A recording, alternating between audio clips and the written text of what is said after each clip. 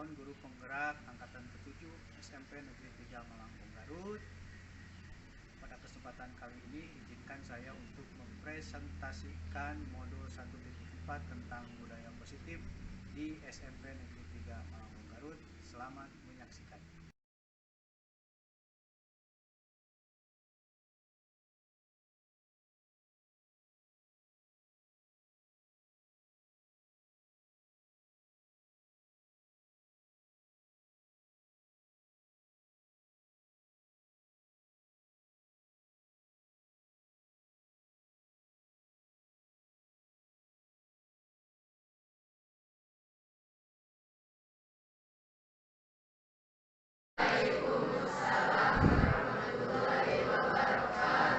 Anak usaha kalian kelas 8A ya, alhamdulillah hari ini kita bisa bertemu lagi dengan pelajaran 4 ya, yang mana hari ini merupakan hari yang kedua sesudah kita liburan ya.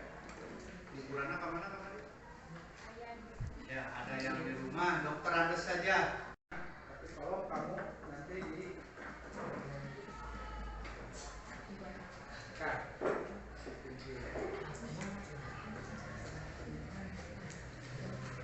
silakan nanti kamu tulis.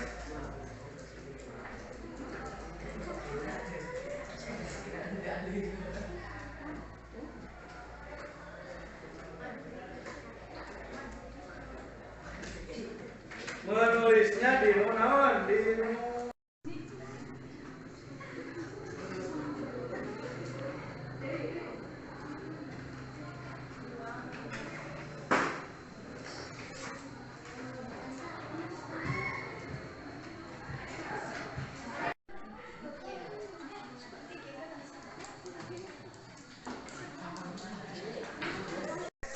kita kumpulkan ke depan, dimulai dari Deca. Tempel di Deca.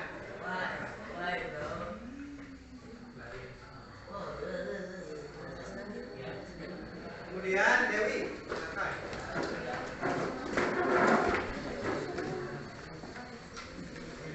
Dewi, kemudian ke Alsia.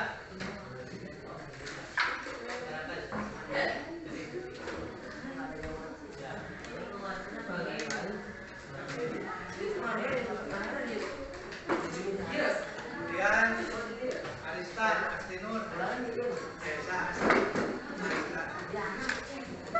Pak ini wajib. Ya, di sini.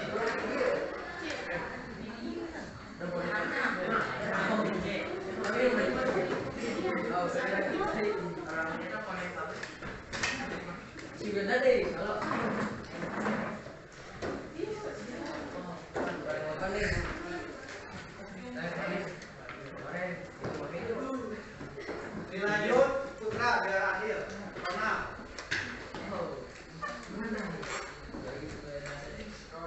Ronald di bawah.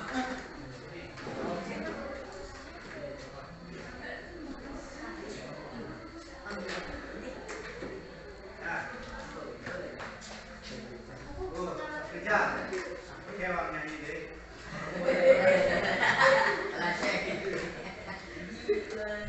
Ya. Dari sini. Sekarang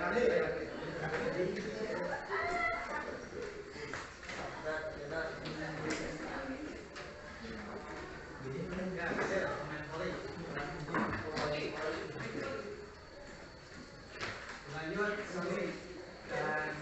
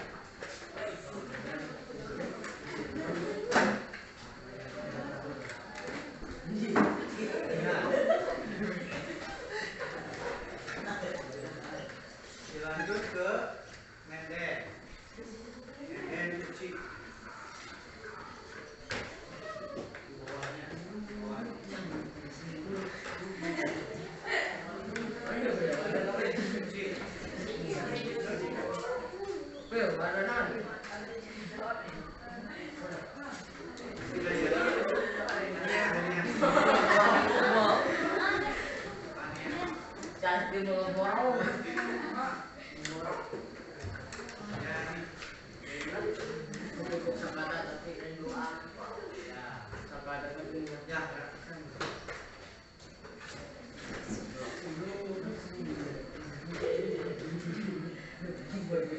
Lanjut, Hilda. Oh, udah. Wow, Hilda. Coba bisa balik atau itu ya. Sama.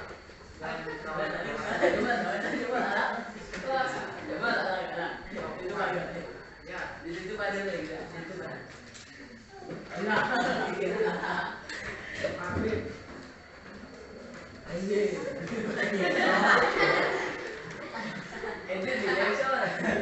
Kelas 8A. 1. Masuk kelas tepat waktu. 2. Berdoa sebelum dan sudah belajar. 3. Menjaga kebersihan dan membuang sampah pada tempatnya. 4. Menghormati guru dan teman. 5. Mengerjakan tugas tepat waktu. 6. Membayar uang kas tepat waktu. 7. Memakai seragam yang rapi. 8. Berpikir sesuai jadwal.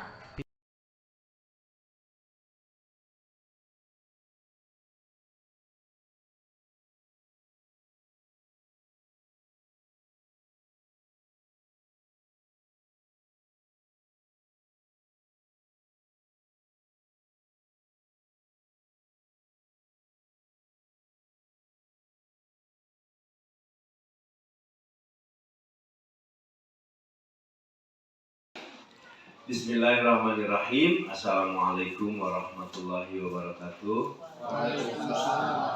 Alhamdulillahirabbil alamin. Wassalatu wassalamu ala asrofil anbiya'i wal mursalin wa ala alihi wa sahbihi ajma'in. Amma ba'du.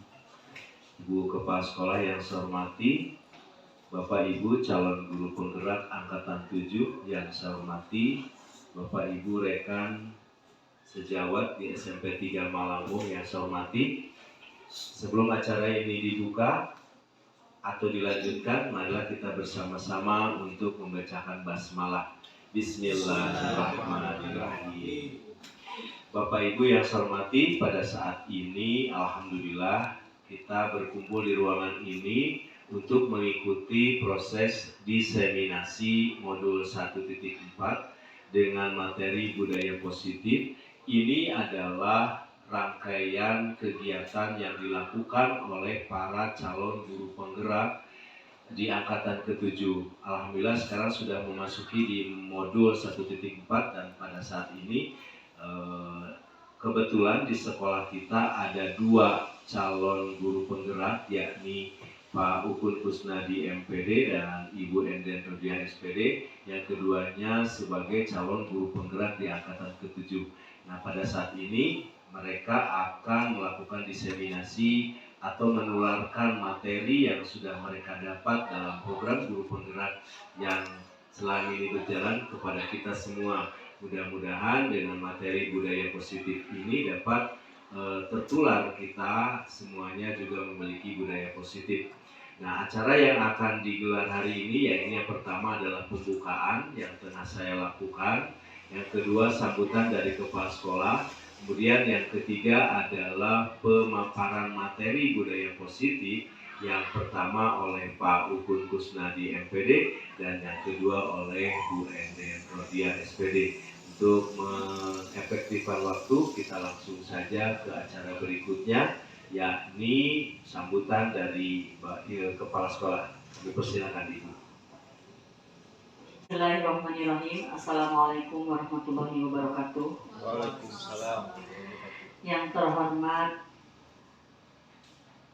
Ibu Bapak calon guru penggerak angkatan 7 beserta Ibu Bapak guru SMP Negeri 3 Malambung. Yang pertama-tama, mari kita panjatkan puji kehadirat Ilahi Robbi. Hari ini kita bisa berkumpul dalam keadaan sehat.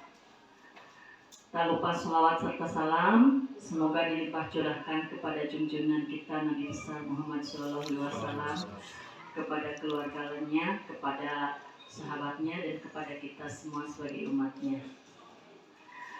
Terlebih dahulu terima kasih kepada penjajah acara telah memberi kesempatan kepada saya untuk memberikan sedikit sambutan terkait dengan desiminasi dari calon guru penggerak. Yang pertama, saya ucapkan kepada Bapak Ukun Kusnadi MPD beserta Ibu Enden Rodia SPD selamat telah lolos dengan mengalami beberapa kali seleksi, akhirnya lulus menjadi calon guru penggerak. Yang sebentar lagi, beberapa bulan ke depan lagi mungkin akan lulus sebagai guru penggerak. Mudah-mudahan ini juga menjadi motivasi bagi kita semua untuk tetap berkarya, berinovasi dalam melaksanakan kegiatan pembelajaran di sekolah. Apalagi saat ini kita sedang melaksanakan implementasi kurikulum merdeka yang banyak dipelajari itu dalam kegiatan guru penggerak. Ya, itu semoga ini menjadi motivasi. Dan mereka berdua ini melaksanakan desiminasi ini adalah salah satu rangkaian kegiatan dan tugas mereka selama pembelajaran dalam kegiatan calon guru penggerak. Semoga apa yang beliau sampaikan nanti bisa dipahami, bisa dilaksanakan, dan menjadi motivasi kita semua untuk lebih meningkatkan kompetensi kita sebagai guru, sebagai pendidik dalam kegiatan proses belajar mengajar. Kemudian kepada Ibu Enden dan Bapak Ukun, semoga ini juga menjadikan motivasi kepada beliau untuk lebih berkarya, untuk lebih meningkatkan kompetensi beliau dan bisa menerapkan di sekolah kita. Mudah-mudahan dengan adanya guru calon penggerak di SMP Negeri 3 Malangbong ini bisa memberi kemajuan untuk sekolah kita, meningkatkan prestasi untuk sekolah kita. Apalagi nanti desiminasi yang akan beliau sampaikan itu tentang budaya positif yang insya Allah ini bisa memberikan hal-hal yang baik, hal-hal yang positif bagi SMP Negeri 3 Malangbong. Sekali lagi saya ucapkan terima kasih kepada Bapak Ukun dan Ibu Enden yang sekarang akan memberikan sedikit materi untuk kita semua yang berkaitan dengan kegiatan calon guru penggerak, juga yang berkaitan dengan kurikulum yang sedang kita laksanakan di sekolah ini. Mungkin hanya itu saja. Tetap semangat kepada Ibu Enden dengan Bapak Ukun meskipun bertumpuk tugas dari calon penggerak, tapi mereka tetap semangat. Yang kedua juga saya ucapkan terima kasih kepada Pak Haji Dindin. Beliau setingkat lebih tinggi dari guru penggerak. Beliau adalah sebagai pengajar praktik guru penggerak, sama kegiatannya setumpuk tugas juga beliau kerjakan. Di samping mereka semua itu melaksanakan tugas sebagai guru di SMP Negeri 3 Malangbong. Jadi motivasi mereka itu harus dijadikan oleh kita semua bahwa kita juga bisa seperti mereka. Mungkin itu saja. Terima kasih. Billahi taufiq wal hidayah. Assalamualaikum warahmatullahi wabarakatuh. Waalaikumsalam. Terima kasih Ibu Kepala Sekolah dan Bapak Ibu. Assalamualaikum warahmatullahi wabarakatuh. Waalaikumsalam. Terima kasih Ibu Kepala Sekolah dan Bapak Ibu. Langsung saja kita masuk ke paparan materi tentang diseminasi modul 1.4 dengan materinya budaya positif, yaitu Akan saya serahkan terlebih dahulu kepada Bapak Ukun Kusnadi MPD dengan membawakan materi 1. Paradigma belajar, 2. Disiplin positif, 3. Kebutuhan dasar manusia, dan 4. Motivasi perilaku manusia. Dan setelah Pak Ukun langsung saja nanti dilanjutkan oleh Bu Enden Rodia SPD yang akan membawakan materi tentang posisi, kontrol, restitusi, kemudian keyakinan kelas, dan segitiga restitusi. Silakan Bapak Ukun dan Bu Enden untuk menyampaikan materi. Saya dengan Ibu Kepala Sekolah akan merapat di bagian peserta untuk sama-sama juga mengikuti materi itu. Terima kasih, silakan.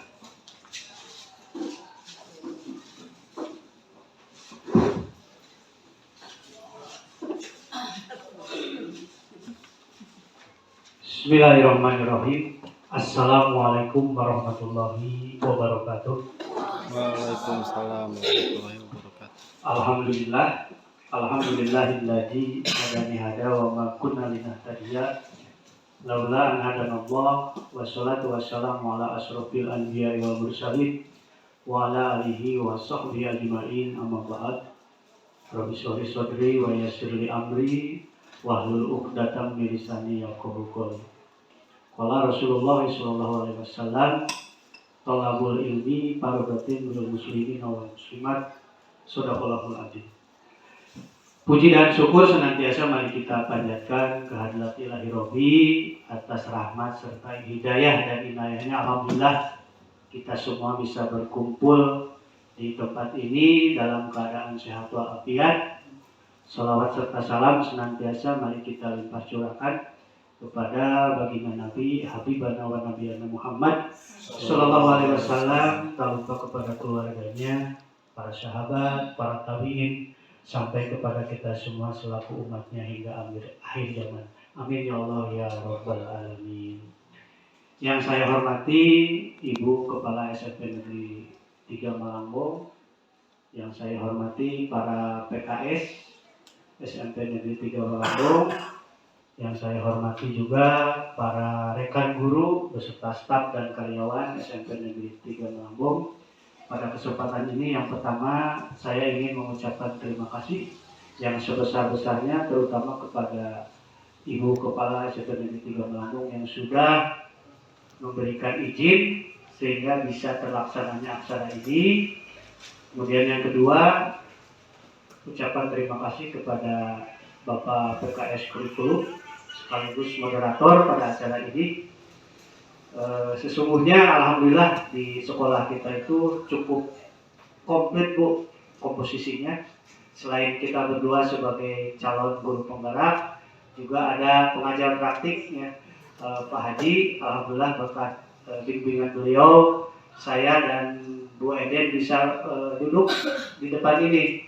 Karena beliaulah saya ucapkan terima kasih atas bimbingan dan arahannya sehingga bisa kami lulus di depan dan bisa mudah-mudahan menularkan apa yang sudah kami dapat di kelas calon guru penggerak kepada guru-guru yang lain. Mudah-mudahan ini akan menjadi motivasi kepada rekan-rekan yang lain untuk mengikuti jejak kami. Insya Allah ini sangat-sangat bermanfaat khususnya bagi kita sebagai pendidik di lingkungan pendidikan di Dinas Kabupaten Garut. Selanjutnya kita langsung saja kepada materi ya, di mana materinya tentang diseminasi budaya positif ya. Sebetulnya kami itu diberi tugas itu sebanyak 3 modul ya, modul 1, 2, dan 3. Sampai bulan ini kami berdua itu baru menyelesaikan modul 1 ya. Karena di modul 1 itu ada 4 modul, modul 1.1, 1.2, 3, dan 1.4 yang didiseminasikan dan disosialisasikan kepada Ibu dan Bapak itu adalah di modul 1.4, yaitu tentang budaya positif ya. Para Ibu sekalian,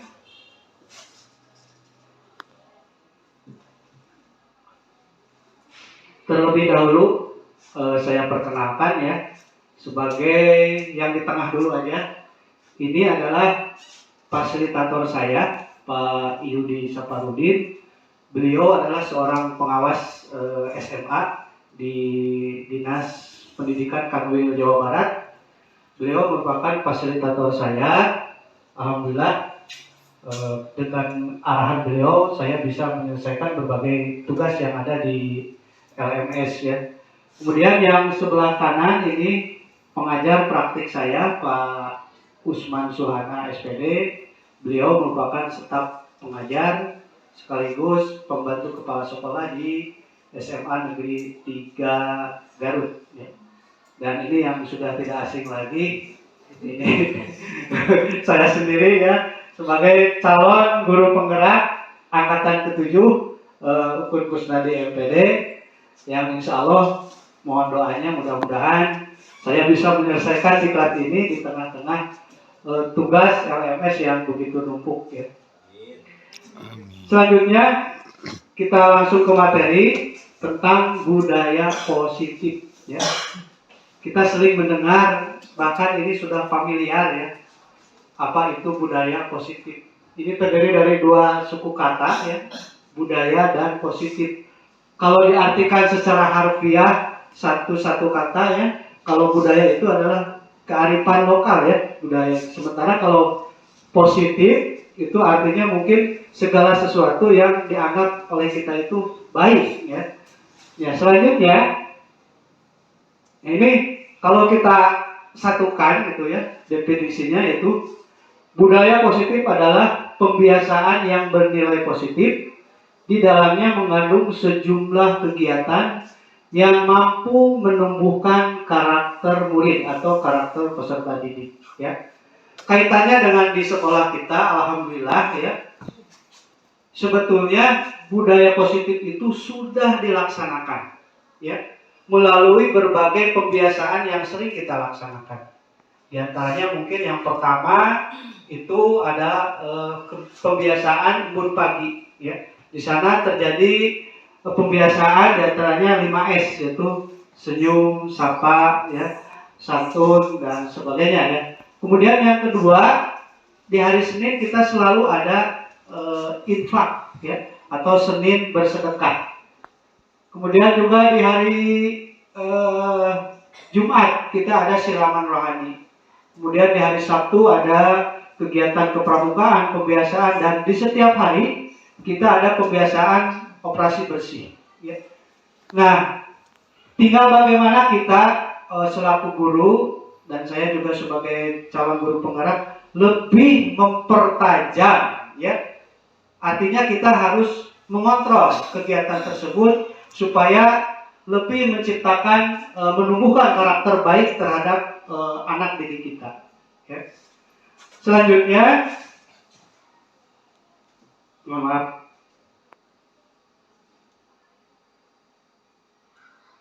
Nah, membangun budaya positif, warga sekolah perlu berkolaborasi menyediakan lingkungan yang positif, aman dan nyaman agar murid-murid mampu berpikir, bertindak dan mencipta dengan merdeka, mandiri dan bertanggung jawab. Ya, suatu pembiasaan yang ada di sekolah kita akan berhasil kalau ada kolaborasi. Ya.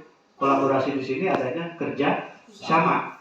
Ya, baik itu antar guru, antar karyawan, antar staf yang ada di sekolah kita. Sehingga budaya positif yang ada akan menciptakan sekolah yang aman dan nyaman. Ya, kita sebagai pengajar bisa mengajar dengan tenang, nyaman karena anaknya sudah berbudaya positif. Kemudian juga anaknya juga akan terasa nyaman dan mampu mereka akan berpikir, bertindak dan merdeka dalam menentukan kehendaknya, mandiri dan bertanggung jawab. Artinya dengan adanya budaya positif, insya Allah antara kita dalam proses mengajar akan menjadi lebih baik. Ya. Ini harapannya. Selanjutnya, ini ada beberapa konsep utama yang ada dalam budaya positif. Ya. Yang pertama, ini ada paradigma belajar. Kemudian yang kedua ada disiplin positif. Yang ketiga ada kebutuhan dasar manusia. Yang keempat motivasi perilaku manusia. Kemudian yang kelima ada posisi kontrol restitusi. Kemudian yang keenam keyakinan kelas, dan selanjutnya ada segitiga restitusi. Ya.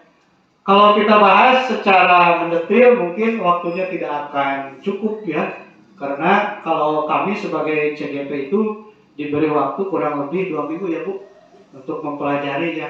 Kalau kita hanya beberapa menit, tapi ini harus tersampaikan gimana caranya. Mungkin kami akan sedikit ngebut saja ya. Yang pertama mengenai kaitan dengan paradigma belajar, kaitan dengan perubahan kurikulum dari kurikulum 2013 berubah ke kurikulum Merdeka Belajar. Apa sikap kita sebagai guru? Tentunya ini sering terdengar bahwa kita harus mampu merubah mindset, pola pikir ya. Jangan sampai kita belum apa-apa ada anggapan bahwa ketika ganti menteri, ganti kurikulum. Nah itu harus dihilangkan. Sepanjang itu kurikulum positif, kita harus berbijak diri ya. Artinya kita harus mampu menerima segala perubahan yang menuju ke arah yang lebih baik ya. Nah selanjutnya dalam paradigma belajar itu sekolah kita alhamdulillah kebetulan kita masih di level yang paling bawah ya, yaitu mandiri belajar. Kemudian juga ada sedikit ke atas itu adalah mandiri berubah. Dan yang sudah total menggunakan kurikulum Merdeka itu adalah mandiri berbagi ya. Mungkin itu kita sudah disampaikan di dalam acara IKN ya, implementasi kurikulum. Para ibu sekalian, selanjutnya dalam paradigma belajar ini, dalam kurikulum Merdeka itu ada filosofi yang dianut, yang dipakai patokan, yaitu filosofi dari Ki Hajar Dewantara. Yang mana bunyinya itu dalam filosofi tersebut ada 3 ya. Yang pertama adalah Ing Ngarso Sung Tulodo. Kemudian yang kedua Ing Madya Mamun Karsa. Yang ketiga adalah Tut Puri Handa Yani. Kalau diartikan satu persatu, yang pertama itu Ing Ngarso Sung Tulodo itu kita sebagai guru gitu ya, harus tampil di depan itu sebagai suri tauladan, sebagai contoh bagi murid-murid kita ya. Kemudian yang kedua Ing Madya Mamun Karsa, kita di tengah, kita meyakinkan mereka untuk memberi motivasi arahan ya. Dan yang terakhir Tuturi Handayani, kita dari belakang itu mendorong mereka, memberikan semangat supaya apa yang dicita-citakan oleh anak didik kita itu tercapai dengan baik ya. Selanjutnya filosofi yang kedua menurut beliau itu bahwa pembelajaran itu harus memperhatikan 2 aspek ya. Yang pertama kodrat alam, yang kedua kodrat zaman. Ya, apa itu kodrat alam? Kodrat alam itu kodrat yang dibawa oleh anak didik kita ya. Kita ngajar di satu kelas, misalkan di kelas 9A dengan jumlah siswa 32. Kita sebagai guru tidak serta-merta harus menyamaratakan anak tersebut ya. Karena menurut filosofi Ki Hajar Dewantara bahwa anak itu membawa kodratnya masing-masing, dimulai dari keadaan struktur ekonominya, sosialnya, budayanya. Jelas setiap anak itu berbeda ya. Jadi kita tidak serta-merta harus menyamaratakan anak didik kita. Selanjutnya kodrat zaman. Nah mungkin yang ini yang harus diperhatikan ya. Kenapa kodrat zaman? Kita sudah memasuki abad 21 sehingga pola pendekatan pembelajaran tentu akan berbeda. Sewaktu kita belajar di SMA, di SD, kita mungkin pembelajarannya lebih mengarah ke teacher center. Jadi guru sebagai pusat pembelajaran ya. Kemudian juga alat bantu sarana yang digunakan juga sudah berbeda. zaman kita dulu dengan zaman anak sekarang, ya. Misalkan kalau sekarang kan ada aplikasi-aplikasi yang memang digunakan untuk pembelajaran. Di antaranya mungkin satu ada Canva juga, ada aplikasi Capcut ya Bu, ada TikTok, itu bisa kita gunakan ya. Jadi kita tidak alergi dengan perubahan zaman ya. Ya, selanjutnya dalam paradigma belajar ini ditekankan kita itu harus berpusat student center. Jadi berpusat pembelajaran kepada anak atau kepada siswa. Jadi mohon maaf ini bagi rekan-rekan kita yang masih belajar mengajarnya, masih metodenya ceramah, kita bertahap. Ya, kalau secara sekaligus kita berubah itu agak berat, tapi kita mencoba step by step, sedikit demi sedikit untuk merubah cara belajar kita yang tadinya teacher oriented, jadi guru yang berpusat, sekarang kita rubah menjadi student oriented, ya, dengan berbagai macam pendekatan pembelajaran yang sudah kita dapati di baik itu di pelatihan dan pembelajaran yang lainnya. Paradigma belajar yang dirancang berdasarkan prinsip pembelajaran berdiferensiasi, yakni siswa belajar sesuai dengan kebutuhan dari tahap perkembangannya untuk mewujudkan profil pelajar Pancasila. Dari pernyataan ini, paradigma belajar kita itu harus berprinsip berdiferensiasi. Ini dari kata bahasa Inggris different. Different itu artinya berbeda. Ya, ini sudah disentuh waktu kita di IKM, tapi mungkin kita perjelas lagi sedikit apa itu berdiferensiasi. Ya, jadi kewajiban kita sebagai guru di awal kita harus bisa atau harus melakukan diagnosa terhadap siswa kita. Ya, mana yang berprestasi di bidang seni, mana yang berprestasi di bidang olahraga, di bidang ilmu pengetahuan, itu sudah harus terdeteksi dari awal ketika murid tersebut masuk di sekolah kita. Yang menjadi sorotan, yang menjadi gambaran oleh saya itu tentang gaya belajar. Apa itu berdiferensi?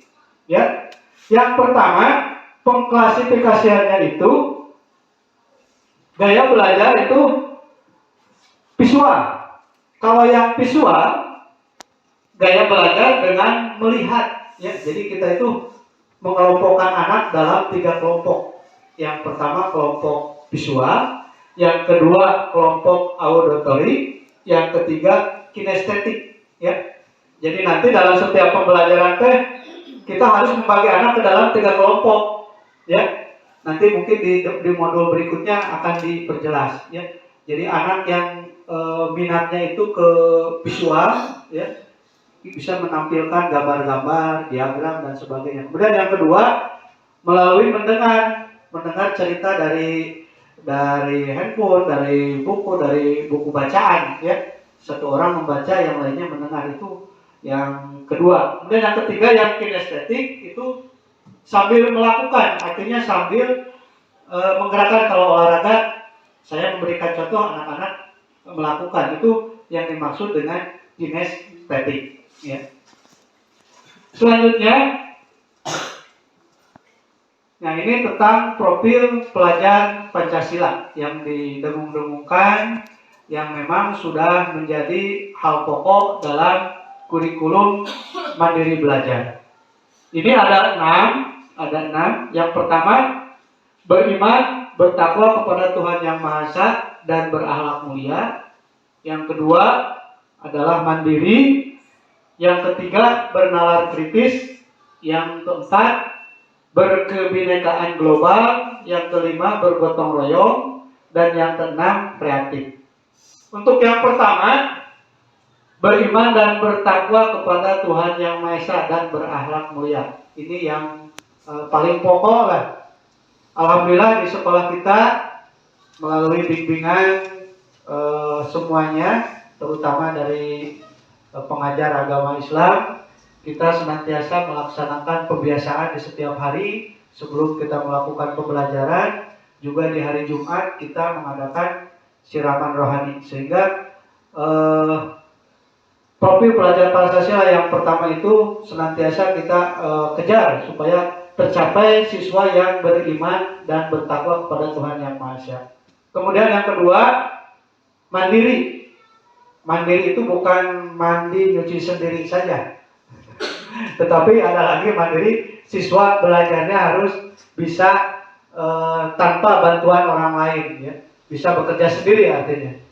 Kemudian yang ketiga, bernalar kritis, ya, berpikirnya kritis, ya, tidak semata-mata apa yang diberikan oleh guru itu diterima, tetapi ada kalau ada yang tidak dimengerti atau kurang dipahami, secara spontanitas siswa tersebut akan dibiasakan untuk bertanya, gitu ya, menyanggah. Itu diharapkan profil pelajar Pancasila itu mempunyai nalar kritis, berpikir kritis. Kemudian yang keempat, berkebinekaan global, ya, mampu menerima segala perbedaan, ya. Sebagai dasar di sekolah kita pembulian terhadap rekannya itu karena sikap ininya yang belum tersentuh, ya. Mulai ketika ada hal-hal yang tidak sama dengan dirinya, maka akan timbul ucapan-ucapan yang memang menjadi dasar pembulian di kelas, ya. Karena ininya yang belum tersentuh oleh kita sebagai tenaga pengajar, ya. Kalau ininya sudah di kebinekaan tunggal globalnya sudah disentuh, insya Allah di sekolah kita tidak ada lagi pembulian, ya. Kemudian yang kelima, ini bergotong royong. Kata bergotong royong kita senantiasa konotasinya kepada yang kita lakukan setiap hari, operasi bersih saja, padahal banyak hal yang ada di gotong royong, bukan hanya pelaksanaan operasi bersih saja, ya. Bergotong royong dalam berbagai hal, ya, baik itu kepada di gotong royong di kelasnya maupun di luar kelas, ya. Selanjutnya yang keenam itu adalah kreatif, ya. Diharapkan siswa di sekolah kita itu khususnya bisa lebih kreatif lagi, ya. Tidak hanya kalau dalam bahasa Sunda mah ulet gitu, ya, tapi punya kreativitas yang bisa diandalkan oleh sekolah kita. Kita menginjak kepada materi yang selanjutnya, yaitu tentang disiplin positif, ya. Dalam budaya kita, makna kata disiplin dimaknai menjadi sesuatu yang dilakukan seseorang pada orang lain untuk mendapatkan kepatuhan. Kita cenderung menghubungkan kata disiplin dengan ketidaknyamanan, ya. Di sini seseorang di sini kepada orang lain, seseorang itu maksudnya kita terhadap anak didik kita, terhadap siswa kita. Kalau ngomong masalah disiplin, otomatis di sini ada yang sesuatu yang tidak nyaman, terutama ada pelarangan, ada peraturan, ya, sesuatu kita aja lah. Contoh, kita datang ke sekolah harus jam 7.15, ya, itu disiplin. Ketika kita datang telat, ketika datang kita tepat waktu, sebetulnya kalau berbicara disiplin ada ketidaknyamanan, ya, dalam diri kita. Nah, itu timbul dari motivasi. Apa motivasi yang ada dalam diri kita itu? Apakah motivasinya dari diri intrinsik atau dari luar? Yaitu ada ekstrinsik, ya.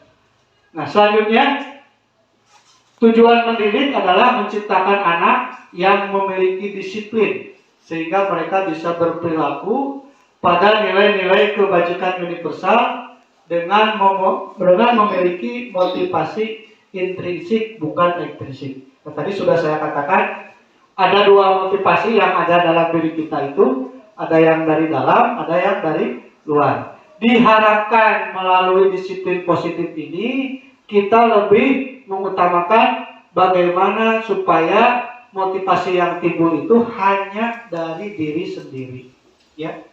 Contoh misalkan saya datang ke sekolah, tepat waktu. Kalau saya menggunakan motivasi ekstrinsik, saya ingin kelihatan oleh guru yang lain bahwa saya yang paling rajin. Kelihatan oleh ibu kepala bahwa saya guru yang paling disiplin, gitu kan. Kalau itu motivasi yang digunakan adalah motivasi ekstrinsik, ya. Tatkala kita menggunakan motivasi intrinsik, itu bukan itu yang keluar dalam pola pikir saya. Tetapi saya bertanggung jawab terhadap diri saya sendiri. Ya. Yang paling utama bertanggung jawab kepada Allah. Ya. Kaitannya mungkin kalau Pak Haji bilang dengan bagaimana menghalalkan gaji saya, ya. Ketika saya datang tepat waktu sesuai dengan jadwal, gitu kan.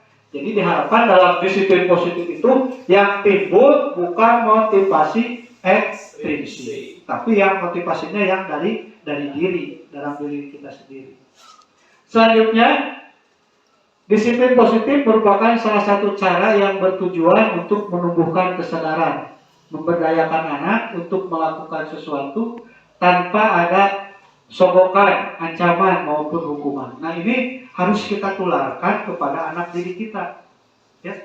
Jangan sampai anak didik kita itu melakukan disiplin karena ada tekanan dari kita. Sieun ku urang, kakara manehna disiplin. Ketika tidak ada kita, mereka melanggar. Ya.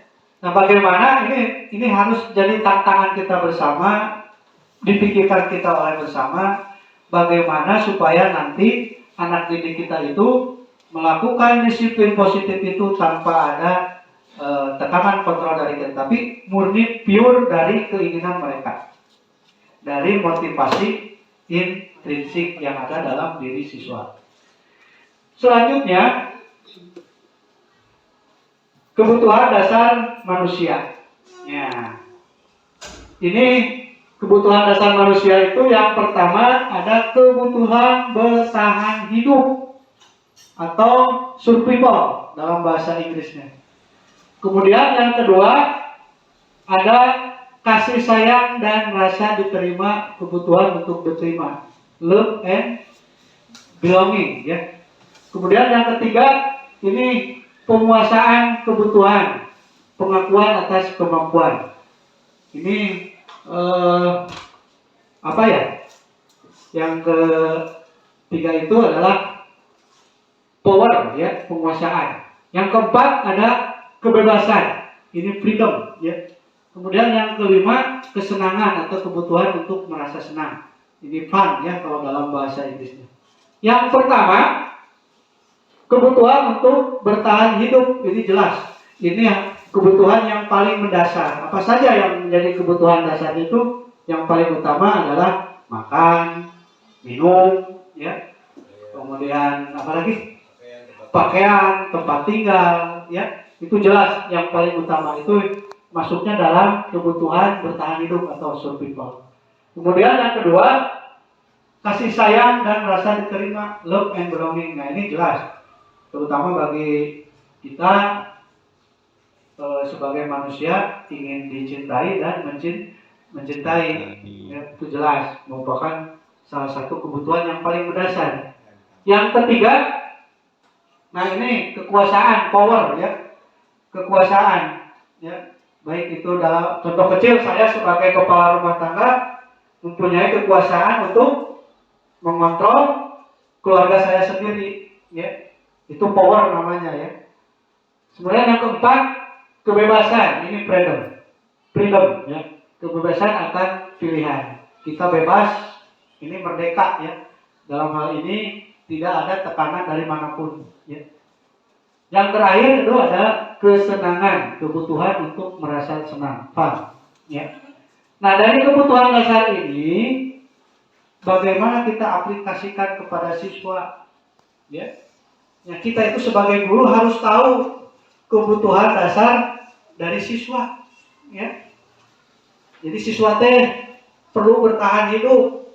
Apakah survival siswa itu sudah terpenuhi belum? Kita harus tahu, ya. Kemudian yang kedua, yang jelas siswa perlu dicintai dan mencintai, ya. Yang ketiga, nah ini yang kita harus kontrol. Ini ada penguasaan. Ya. Setiap orang di kelas yang paling berkuasa. Nah kita yang harus mengontrol, mengarahkan bagaimana membimbing siswa supaya kebutuhan dasar ini ke arah yang lebih positif. Kemudian kebebasan, ya siswa yang bebas, ya ingin bermain, ingin belajar, ya sehingga mereka mempunyai pilihan kebutuhan untuk kebebasan. Yang terakhir ini kesenangan, kebutuhan untuk merasa senang-senang, gitu ya. Selanjutnya, mungkin ini materi yang terakhir yang dari saya, yaitu motivasi perilaku manusia. Motivasi merupakan dorongan pada diri seseorang secara sadar atau tidak sadar untuk melakukan suatu tindakan dengan tujuan tertentu. Ini ada tiga kasus, ya. Yang pertama, untuk menghindari ketidaknyaman atau hukuman. Yang kedua, mendapatkan imbalan atau penghargaan dari orang lain. Yang ketiga, untuk menjadi orang yang ingin dan menghargai diri sendiri dengan nilai yang mereka percaya. Ini yang sudah tadi saya terangkan tentang teori motivasi. Yang pertama, kalau dikaitkan kita kepada siswa, ya, siswa akan taat kepada aturan ketika siswa tersebut pada dasarnya hanya untuk menghindari ketidaknyamanan atau hukuman. Maka siswa akan melaksanakan disiplin positif. Ya, kurang mah datang terlambat dan siap dihukum namun telat. Ya, kemudian juga lamun dihukum pasti tidak nyaman, ya. Misalkan datang terlambat, maksudnya jam 7.15, datang jam 7:30. Jelas itu akan menerima. Ini yang pertama itu motivasinya kemana? Apakah motivasi intrinsik atau ekstrinsik? Ya, yang pertama untuk menghindari ketidaknyamanan dan hukuman. Ini, ya betul sekali, ini dari motivasi ekstrinsik. Kemudian yang kedua, untuk mendapatkan imbalan atau penghargaan dari orang lain. Sama, ya. Misalkan saya datang tepat waktu ke sekolah, ingin dihargai, ingin diberi penghargaan, diberi imbalan. Ini juga sama kepada murid kita, siswa kita. Ketika siswa berperilaku dapat ranking 1, kemudian nilainya bagus, kita lihat apakah itu motivasinya ekstrinsik atau intrinsik. Ini yang jelas lebih dominan ke ekstrinsik. Ya. Sementara yang ketiga, yang terakhir, untuk menjadi orang yang mereka inginkan dan menghargai diri sendiri dengan nilai-nilai yang mereka percaya. Ini yang saya anggap lebih paling bagus, ya. Dan diharapkan semuanya ke kasus yang nomor 3. Jadi diharapkan semua timbul dari motivasi yang ada dalam diri kita sendiri atau motivasi intrinsik. Ya. Selanjutnya ini nanti akan ini posisi kontrol restitusi penghukum nanti akan dibahas oleh Ibu Enden. Ini selanjutnya keyakinan kelas. Nah, ini keyakinan kelas, kegiatannya seperti ini, diawali diskusi tentang peraturan, merumuskan kesepakatan, dan nanti tinggal pembuatan keyakinan kelas. Alhamdulillah di kelas 8A dan 8C kalau Bapak Ibu guru masuk sudah dibuat tentang keyakinan kelas, ya, atau kesepakatan kelas. Nanti akan lebih jelas oleh Ibu Enden, ya, dijelaskannya. Selanjutnya segitiga restitusi, ya. Segitiga restitusi ini bagaimana cara menangani siswa yang bermasalah dengan menggunakan segitiga restitusi. Selanjutnya ini contoh restitusi. Misalkan ada siswa yang datang terlambat, ya. Kita mohon maaf, ya, kalau yang sudah lama di sini kita memang sering menghukum siswa itu, mohon maaf jangan di depan siswa yang lain. Tapi kalau bisa itu siswa dibawa suatu tempat yang memang representatif, sunyi lah seperti ini ya. Kemudian diajak ngobrol, nanti mungkin akan dipaparkan oleh Bu Enden bagaimana cara restitusi, segitiga restitusi. Begitu mungkin yang dapat saya sampaikan. Mohon maaf, mungkin mudah-mudahan tidak puas. Kalau tidak puas nanti mungkin akan bertanya. Nah, insya Allah kalau kita sama-sama berkolaborasi untuk meluruskan apa yang saya sampaikan. Terima kasih. Untuk sementara dari saya sekian. Assalamualaikum warahmatullahi wabarakatuh. Waalaikumsalam warahmatullahi wabarakatuh. Alhamdulillah, Bapak Ibu yang saya hormati, luar biasa materi hari ini tentang budaya positif di modul 1.4 merupakan bagian atau rangkaian modul yang dipelajari oleh CGP dalam program guru penggerak. Dan alhamdulillah di sekolah ini Pak Ukun Kusnadi MPD dan Bu Enden Rodiah SPD yang merupakan CGP Angkatan 7 sudah menyampaikan di diseminasi ini. Luar biasa Bapak Ibu, banyak hal baru yang kita serap. Mudah-mudahan budaya positif ini juga yang sudah Bapak Ibu calon guru penggerak ditularkan kepada kita. Alhamdulillah kita dapat melaksanakannya dengan baik. Mudah-mudahan juga membawa perubahan positif bagi sekolah kita dalam upaya membangun manusia-manusia di zaman kekinian yang tidak melupakan kepada kodrat alam dan kodrat zaman, dan juga sesuai dengan amanat pendidikan sesuai dengan filosofis Ki Hajar Dewantoro. Terima kasih sekali lagi para CGP yang saya hormati. Bapak Ibu, mari kita tutup acara ini dengan bacaan hamdalah bersama-sama. Alhamdulillahirrahmanirrahim. Saya selaku pembaca juga mohon maaf yang sebesar-besarnya. Demikian, wassalamualaikum warahmatullahi wabarakatuh. Waalaikumsalam warahmatullahi wabarakatuh.